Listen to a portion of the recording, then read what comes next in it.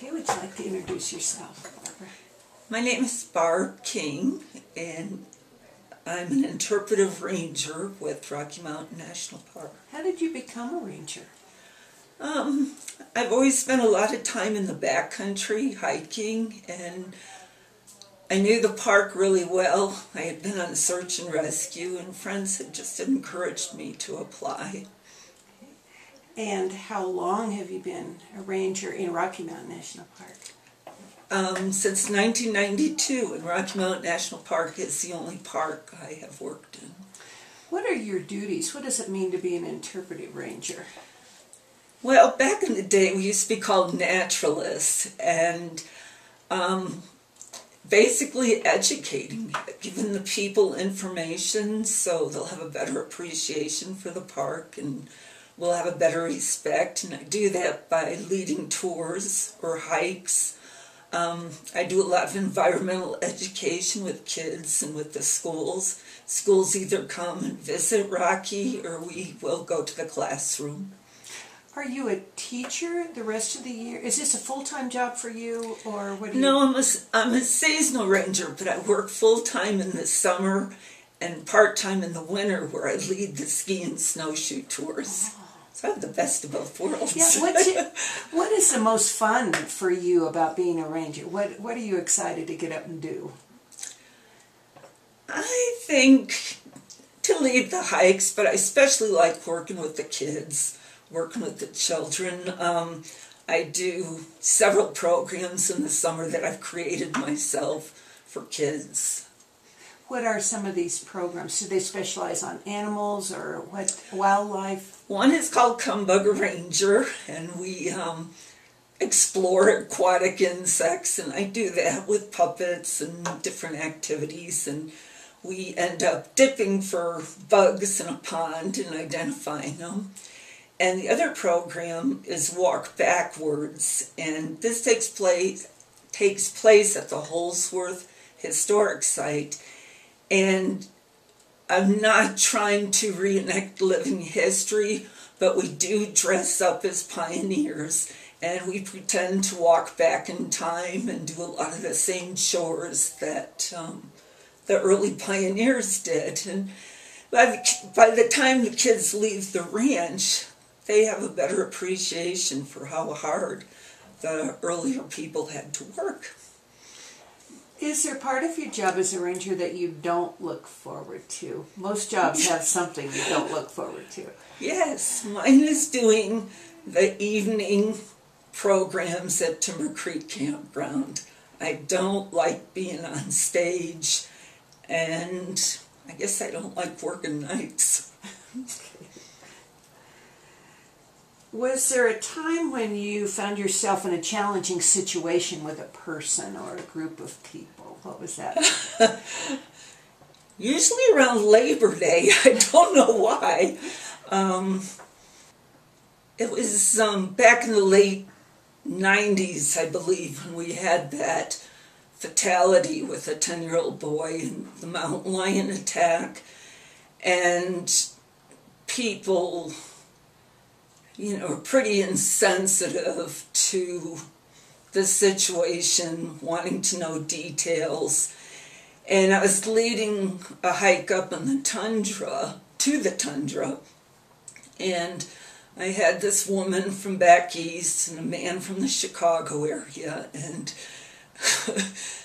she started asking me details, and, of course I didn't want to share that.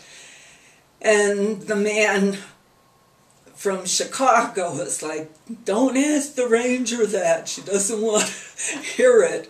Well, long story short, they just started bickering back and forth with each other like kids. And it got into verbal abuse about skiers and snowboarders, and which was better.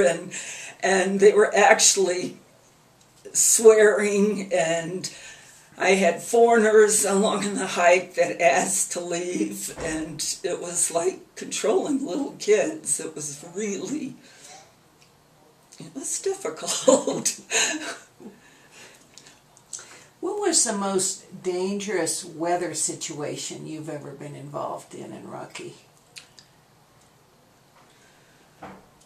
I've had a couple. I guess the most dangerous, I hiked or climbed a lot with Rita and Kathleen, who are other rangers, and we were climbing Chief's Head, which is over by Long's Peak, and we weren't familiar with reading upslope conditions and how the clouds come in from the east.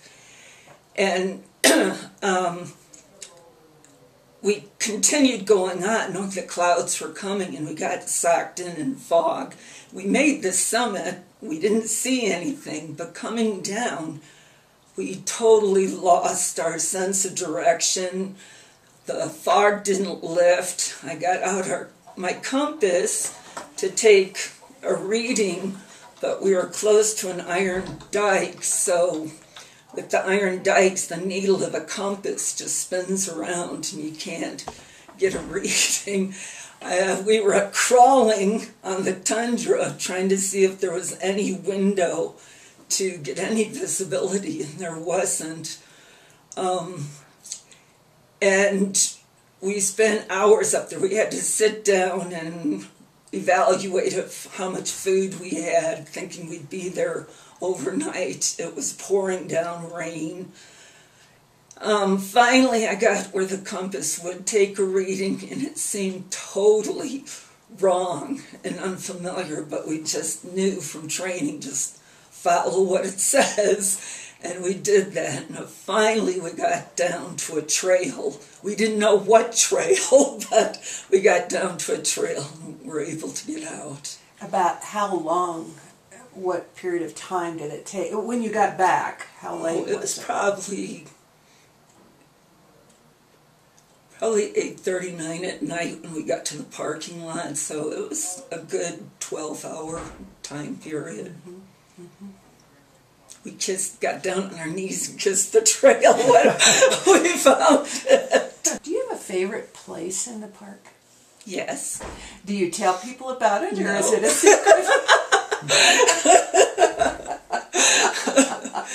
Can you describe what's so wonderful about this place without telling us exactly where I could probably tell you, because it's not very many people get to it. It's in Hayden Gorge, and from Trail Ridge Road, you can look over to it. It's the drainage next to the gorge lakes, where the lakes kind of like step up. It's just extremely remote. You either have to drop down into Forest Canyon and then climb back up to it, or you have to start like from Milner Pass and climb Ida, and yeah. Chile and Cracktop, and we dropped down that way. But it's paradise. The wildflowers are just spectacular, magical, all kinds of little waterfalls, a very long vertical waterfall going into Hayden Lake, which is kind of unusual to see waterfalls like that in Rocky. Now, is there a trail to there, or did you go? No.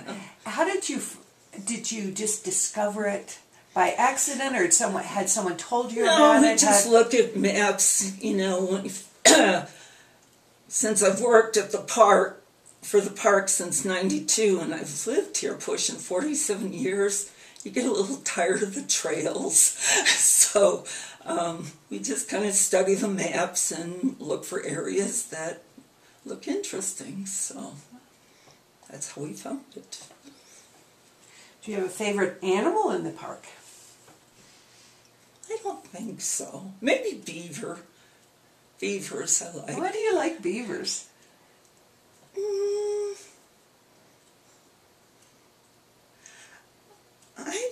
Because they're a really important species, that animal. They're considered a keystone species, and they can change a meadow into a pond almost overnight. They provide important habitat for so many of the other animals. So I'd say most of the animals really depend on the beavers. Now, the term keystone species, that's new to me. What does that mean, and what are a couple of other examples of a keystone species? Let me think.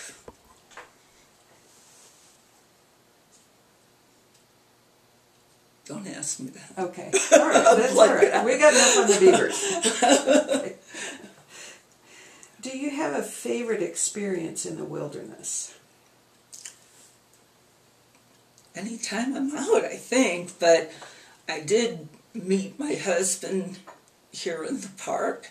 He's a retired wildlife biologist, but I think when we used to go radio tracking the bighorn sheep, that was pretty exciting. Saw beautiful areas, had opportunities to climb lots of mountains trying to get radio signals on the animals. So, in other words, they have something on them that you're honing in on? Yeah, they'll have a collar, and we go out with an antenna radio telemetry, and each collar gives out a certain signal so you can identify the individual animals. We were trying to find their migration patterns, where they spend the summer times, where they go for lambing, and where they go in the wintertime. How has your job changed over the years that you've been a ranger? Or how has the job of ranger changed? It's changed a lot. It's become much more, can I say, bureaucratic. Lot of focus, safety. It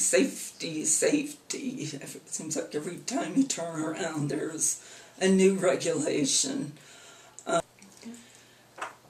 Since Jeff Christensen's death, he was a backcountry ranger. We have to file out backcountry plans and specify where we're going, what time we're leaving, what time we'll be back, what color is our backpack, just a lot of restrictions. They were unable to find Jeff for 8 days, and that's because he didn't have any official plan documented. Also, since 9/11, I've seen a lot of changes. The Visitor Protection Department and the Interpretive Division, we have really seemed to become more separate divisions, where back in the 90s we were just kind of all one. Seemed like all more one park.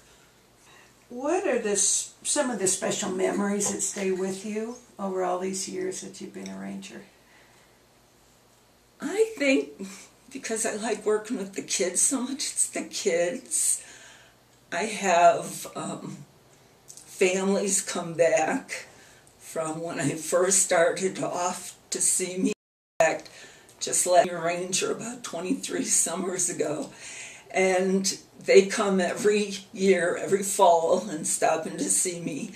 But their daughter had just been married. She's now 30, and they were showing me wedding pictures. So I guess, I've made a lot of good friends through the years, and just, having the kids grow old with Ranger Barb,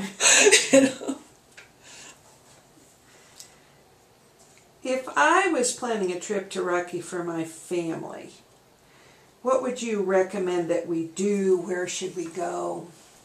The Rocky Mountain National Park was set aside for the alpine tundra, and as long as the weather was good, didn't look like any storms were approaching, I would focus on the alpine tundra.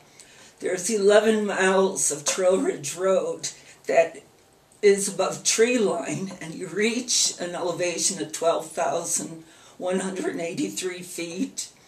There's some short hikes you can take. There's interpretive trails with signs explaining life on the tundra.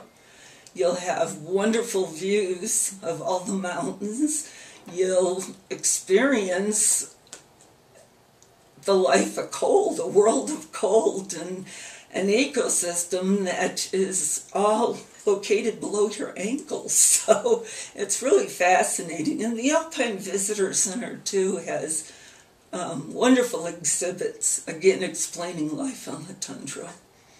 Have you been in other parks besides Rocky? How would you compare Rocky to some of the other national parks? What's distinct about Rocky other than this? I'd say the alpine tundra, the high elevation mountains, I think, the snow that usually stays in the mountains all year long. I grew up going to national parks. My dad would take us to national parks every summer. The Tetons were always his favorite just because of the beauty of the mountains and the fishing. We'd go to Yellowstone, but it was always on a rainy day in the Tetons when he'd take us to Yellowstone. So I never saw Yellowstone on a nice day until about 10 years ago when I went there as an adult.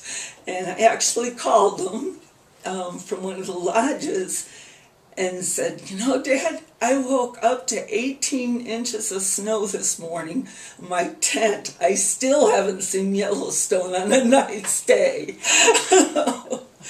But they're all unique in their own way. I'd say Mount Rainier is my favorite national park. I think the mountain to me is just so humbling. So I enjoy the hiking there. Is there anything else we didn't ask you that you'd like to talk about? I think you covered. Yeah, good questions. Have you ever walked down the Ute Trail, gone over the top and down? Like experiences like maybe the Utes have done?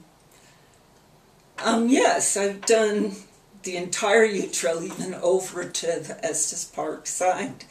And it's interesting, once you get familiar with what things should look like naturally on the tundra, you can still pick out like old game drives, or sometimes you can find evidence of their old hearths that they had used. Down in Forest Canyon, I remember finding old campfire rings located on top of glacial erratics, and you could tell they were old from the lichens on the rock, and the old charred wood had lichens on it too. And apparently the Native Americans, it was not uncommon for them to have their campfires on top of these rocks to help prevent forest fires. That sounds neat. It was neat, but it... Is there any animal you don't particularly like? I'm getting where I don't like the moose. I think the moose are the most dangerous animal in the park. Everybody seems concerned about mountain lions or bears, but you're more likely to be injured by a moose. And I don't like them because they don't belong here. They were introduced by the Colorado Division of Wildlife and the U.S. Forest Service back in the late 70s on the other side of our Never Summer Mountains. And at the time they contacted the park superintendent and asked if he had any objections to the introduction. He said no. And then in about 5 years we saw the first moose. And that was pretty exciting, you know, because it's an animal you didn't see. But then there's more moose and more moose, and moose with having twin calves and moose having triplets. And they're just having a really big impact on the Kawanichi Valley. The willows are all dead. The elk have taken a lot of a rap for that, but the park really needs to take a look at the moose situation because we're seeing songbird populations decline. We don't have the beavers in the valley today that we should have, and we just have too many moose. It's park policy if an animal isn't native to the park and if it comes within our boundaries it's going to be removed. For example, like the mountain goats.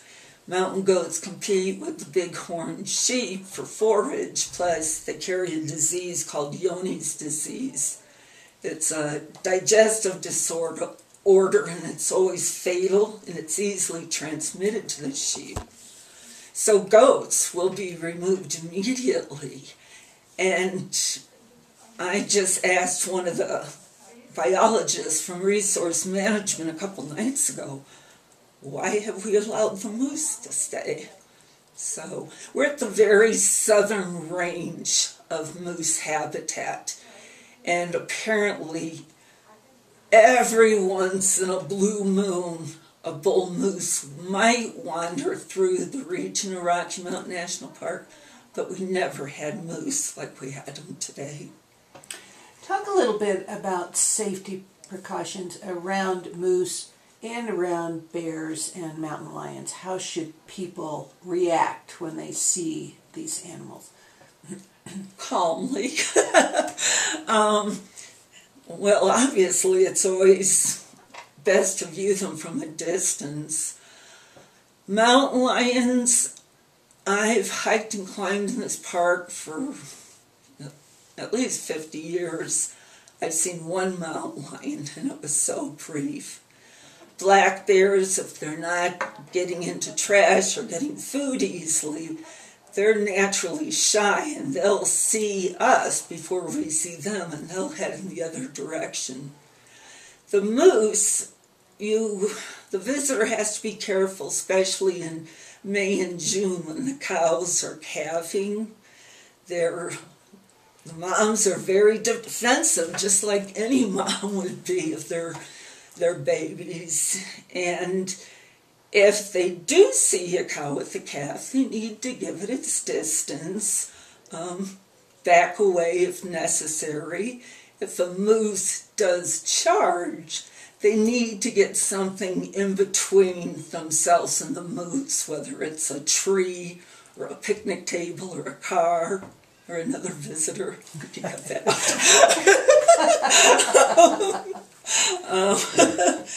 But especially dogs are, because moose don't know the difference between dogs and wolves were their primary predator. So they hear a dog barking or see a dog, they're automatically going to be on the defense. In September, when the moose rut is starting, it's the bulls whose hormones are raging, and they become more unpredictable this time of year. So